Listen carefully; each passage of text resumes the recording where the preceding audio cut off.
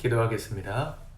사랑의 아버지, 또 한 주의 주말을 또 하루 남겨두고 오늘 금요일 하루를 살아가는 우리 성도들을 축복합니다. 살아가는 삶의 자리가 지치고 힘들지라도 아버지 주께서 오늘도 우리에게 힘이 되어 주시고 새 권능을 부어 주셔서 감당할 수 있는 힘을 허락하여 주시옵소서. 예수님의 이름으로 기도합니다. 아멘. 우리 찬송가 263장 찬양하시겠습니다.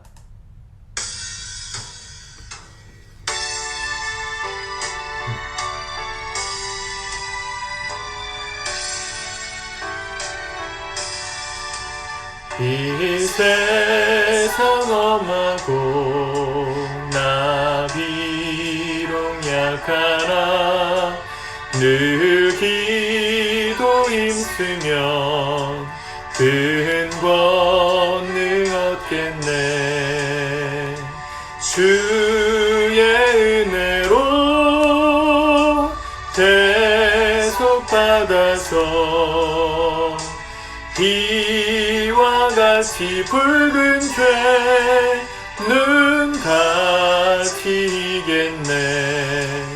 주님의 권능은 한없이 크오니 돌 같은 내 마음 곧 녹여주소서. 주의 은혜로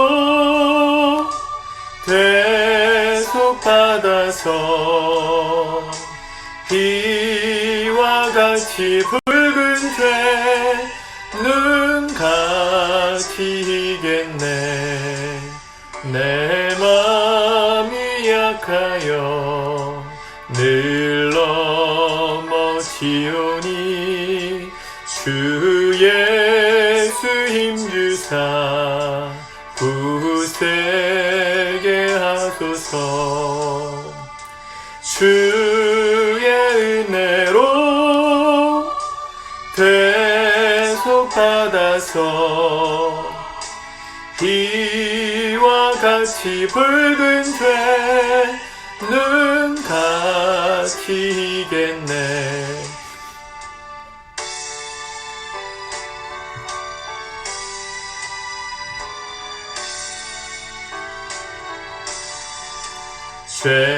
죄사함 받은 후 새 사람 되어서 주 앞에 서는 날 늘 찬송하겠네.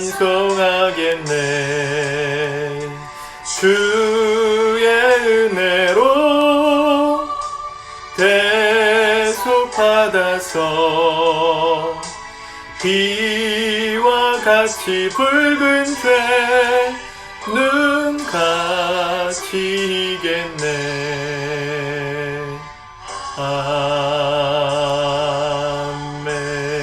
아멘. 아멘.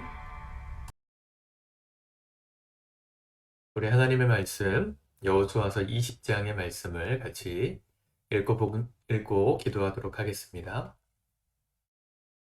여호수아 20장입니다. 시작. 여호와께서 여호수아에게 말씀하여 이르시되 이스라엘 자손에게 말하여 이르기를 내가 모세를 통하여 너희에게 말한 도피성들을 너희를 위해 정하여 부지 중에 실수로 사람을 죽인 자를 그리로 도망하게 하라. 이는 너희를 위해 피해 보복자를 피할 곳이니라. 이 성읍들 중에 하나에 도피하는 자는 그 성읍에 들어가는 문 어귀에 서서 그 성읍의 장로들의 귀에 자기의 사건을 말할 것이요.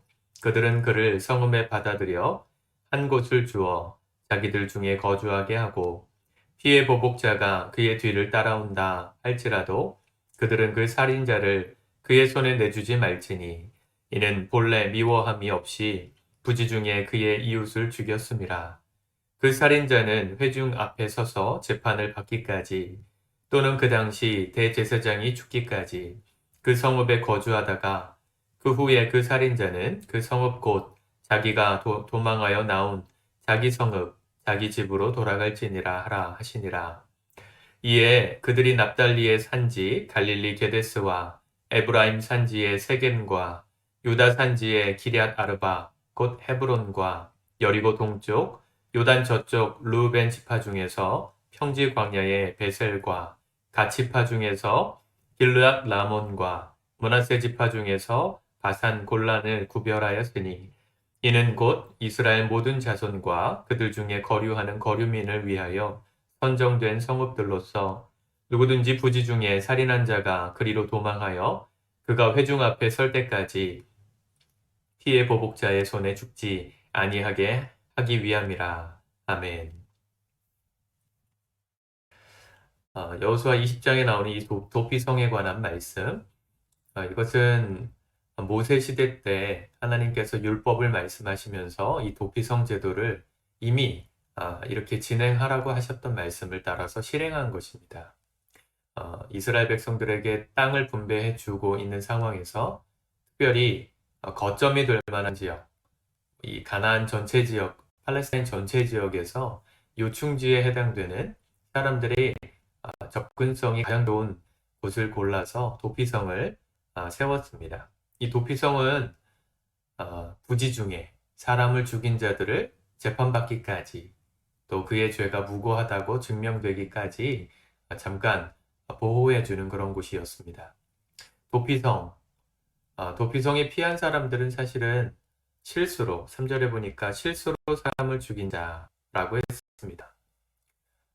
그 성읍에 있는 장로들에게 자기의 사정을 말하고 장로가 그를 이 성읍 안에서 거처할 곳을 제공해주면 이후에 그 피해자, 살인을 당한 가족이나 또 뭐 형제나 이런 사람들이 찾아왔을 때 이 실수로 사람을 죽인 이 사람을 보호해 줄 것에 대해서 말씀하십니다.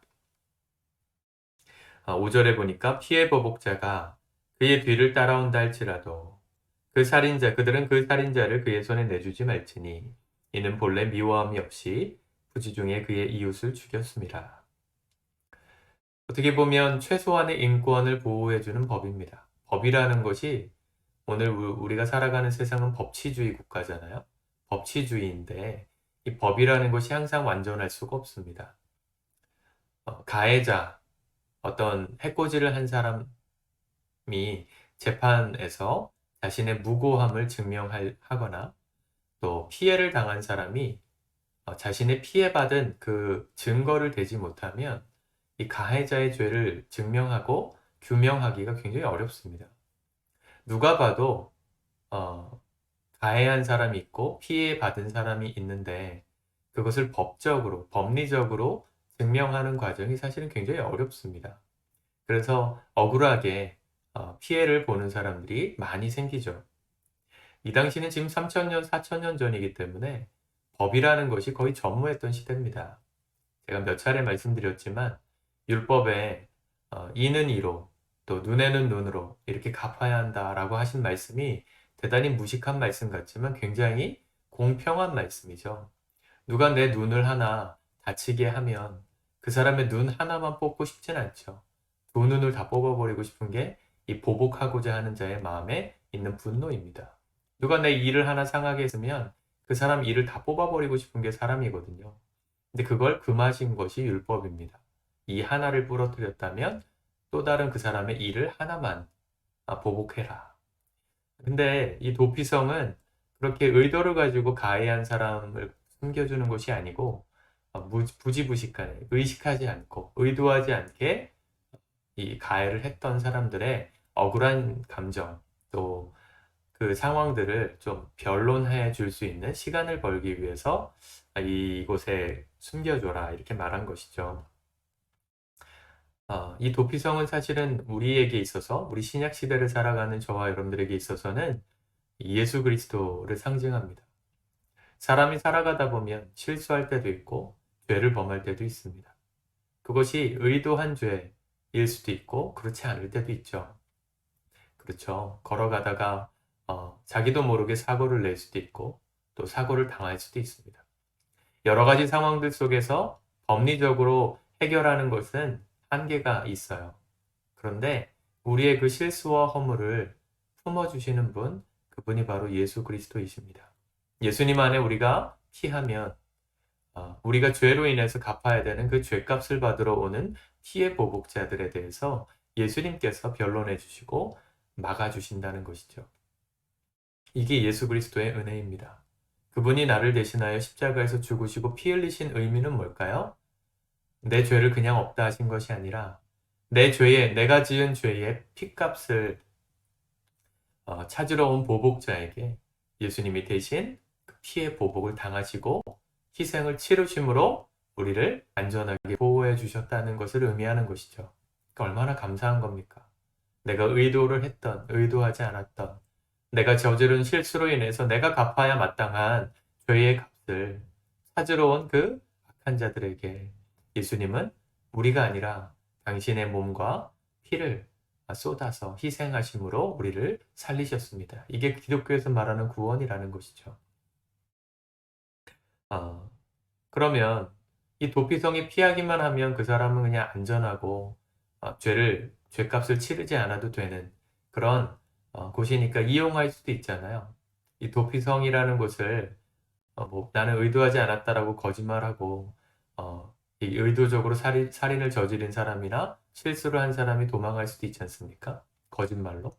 사람은 완벽하게 다 진위를 분별할 수 없으니까.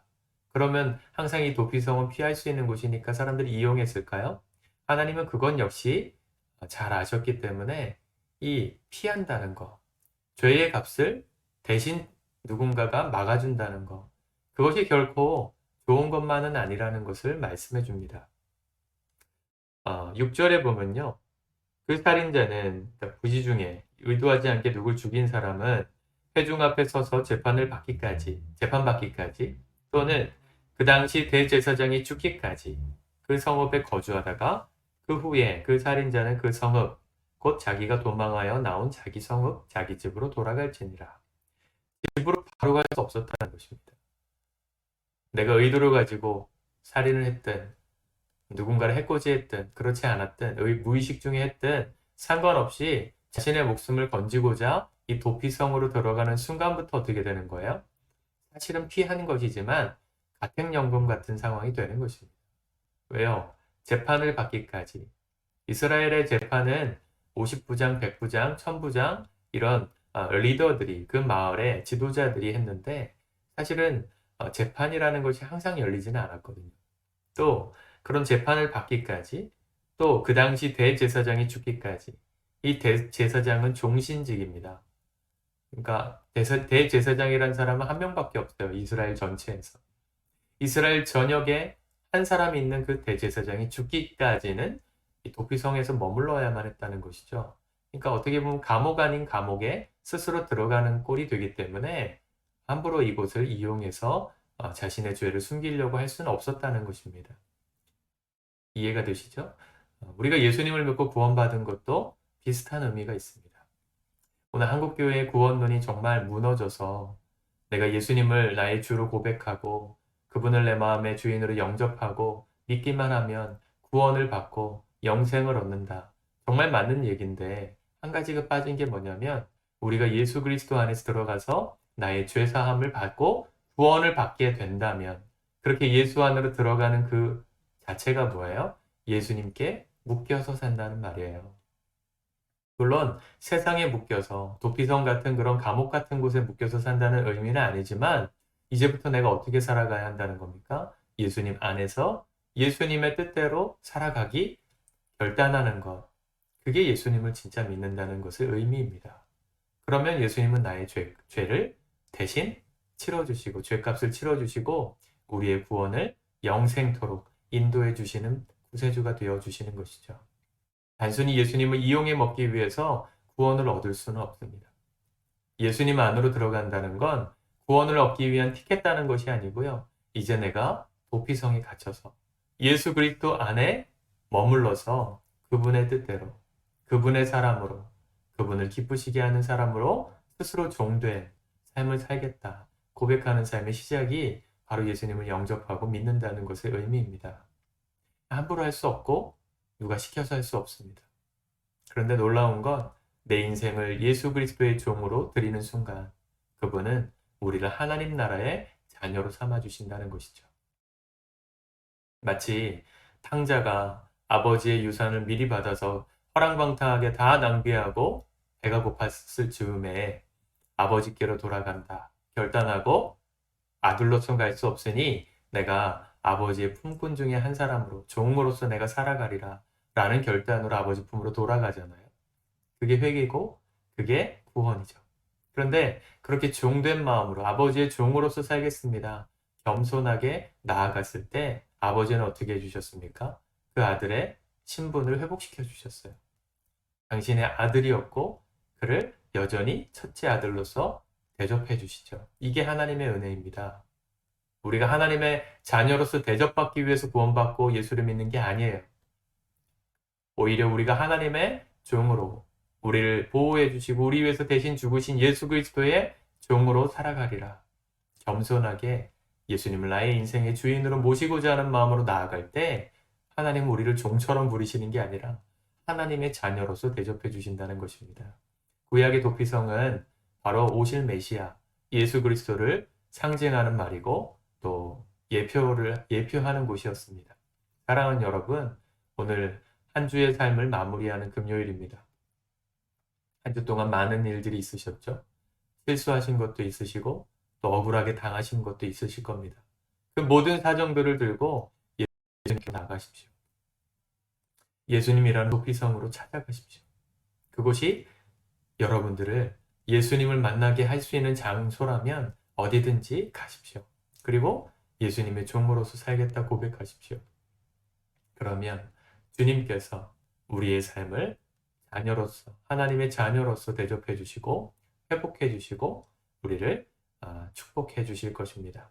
오늘 주님께서 여러분들의 삶 가운데 진정한 주님과 구세주가 되어 주실 수 있기를 우리 주님의 이름으로 축복합니다. 기도하겠습니다. 하나님 아버지, 도피성을 통해서 오신 메시아 예수 그리스도의 은혜를 깨닫게 하시니 감사합니다. 우리가 살면서 실수를 할 때가 많이 있습니다. 사람은 비록 죽이지 않을지라도 마음으로 미워하는 것이 살인한 것이라 말씀하셨고 마음으로 음욕을 품는 것이 간음한 것이라 말씀하신 그 예수님의 법을 따라 우리가 수도 없이 살인했고 수도 없이 간음하고 도둑질하고 거짓말했습니다. 주님, 이런 우리의 연약함을 용서해 주시고 다시금 예수님께로 나아갑니다. 우리의 몸과 마음과 모든 생각을 통하여 범죄한 죄악을 용서하여 주시고 도피성 안에 들어가게 하셔서 가려주셔서 예수 그리스도의 피값으로 우리를 정결하게 하셔서 이제는 세상의 사람이 아니라 나를 위해 살아가는 사람이 아니라 예수 그리스도의 종으로 살게 하시고 우리를 하나님 자녀 삼으시고 대접해 주시는 그 축복을 누리며 살아가는 우리 성도들 되게 하옵소서. 예수님의 이름으로 기도드립니다. 아멘.